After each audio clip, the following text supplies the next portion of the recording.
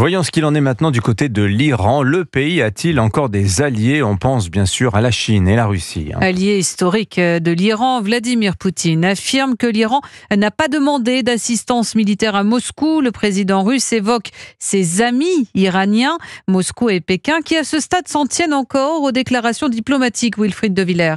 Oui, dès le début de cette guerre, Vladimir Poutine s'est dit prêt à jouer le rôle de médiateur entre l'Iran et Israël. C'est à peu près la seule proposition formulée officiellement par Moscou. Selon le géopolitologue Frédéric Ancel, la Russie ne s'investira pas davantage. Poutine aujourd'hui n'enverra absolument aucune espèce de force militaire de quelque nature que ce soit en faveur de l'Iran. Un, elle n'en a pas les moyens.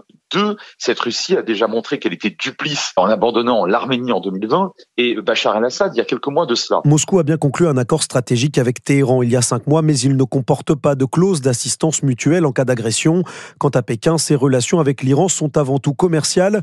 La Russie et la Chine ne veulent pas d'un embrasement régional et l'Iran ne peut pas compter non plus sur les pays du Golfe. Les Émirats arabes unis et surtout l'Arabie saoudite, fondamentalement, sont très heureux de ce qui est en train de se passer. Leur concurrent principal dans la région, sur le plan religieux, sur le plan énergétique, sur le plan institutionnel, ce n'est évidemment pas Israël, c'est l'Iran. Un isolement stratégique, oui, mais l'Iran, même affaibli, dispose toujours d'une capacité de nuisance importante.